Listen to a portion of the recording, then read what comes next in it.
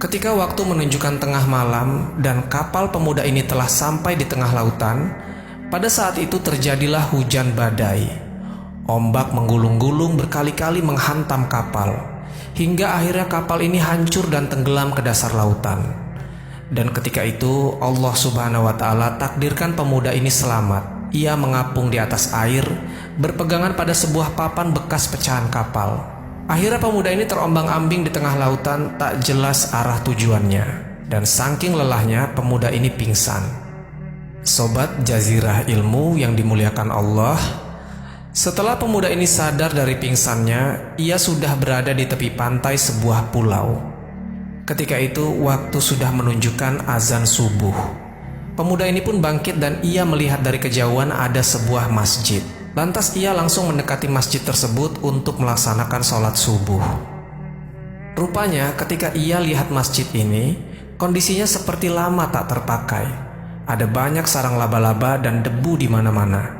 Pemuda ini pun langsung membersihkan masjid ini sebisanya, dan ia segera memeras baju dan celananya supaya terlihat agak kering untuk ia pakai sholat subuh. Lalu pemuda ini melakukan azan subuh di masjid itu. Ketika pemuda ini melakukan azan subuh, rupanya ada beberapa orang dari penduduk sekitar mendengarnya.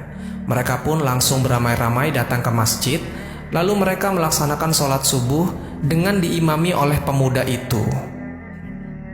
Setelah selesai sholat, salah seorang dari mereka bertanya, "Wahai anak muda, siapakah engkau? Dan dari mana asalmu?" Lalu pemuda ini pun menceritakan, awalnya dia berangkat naik kapal, mau mencari pekerjaan. Tiba-tiba kapalnya terkena badai dan ia pun bercerita sampai akhirnya aku ada di masjid ini. Lalu mereka berkata, "Maukah engkau tinggal di masjid ini untuk mengurus masjid ini dan sekaligus menjadi imam ketika sholat? Karena imam masjid kita yang dahulu telah meninggal dunia dan kami butuh imam. Tenang saja anak muda, nanti saya dan warga akan patungan untuk menggaji kamu." Karena pemuda ini pun tak tahu harus kemana, dan uang simpanan yang ia pegang juga hilang ketika terjadi badai, ia pun mau menerima tawaran tersebut. Dan sejak saat itu, pemuda ini menjadi pengurus masjid sekaligus menjadi imam ketika sholat. Teman-temanku seiman, seiring berjalannya waktu, setelah pemuda ini sudah 3 bulan lamanya tinggal di masjid tersebut, ketika itu orang-orang pada menyukainya karena ia selain menjadi imam, ia juga mengajar beberapa pengetahuan tentang agama Islam. Pemuda ini terkenal soleh dan hafiz Quran. Sejak pemuda ini tinggal di situ, masjid ini pun selalu terjaga kebersihannya.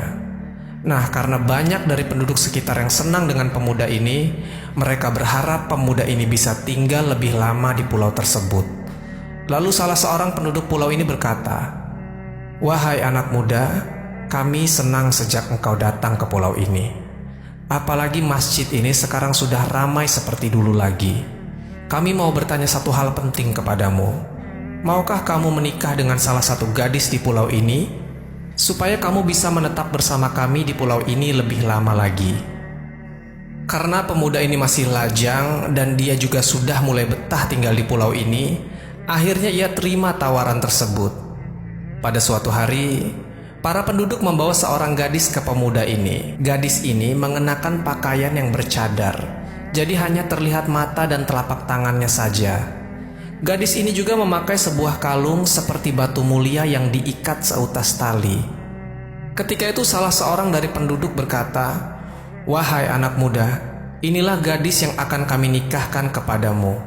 Namun bukannya melihat wajah dari gadis ini, pemuda ini malah fokus melihat kalung yang ada di lehernya. Karena sunnah Nabi SAW yang harus dilihat itu wajah dan telapak tangannya.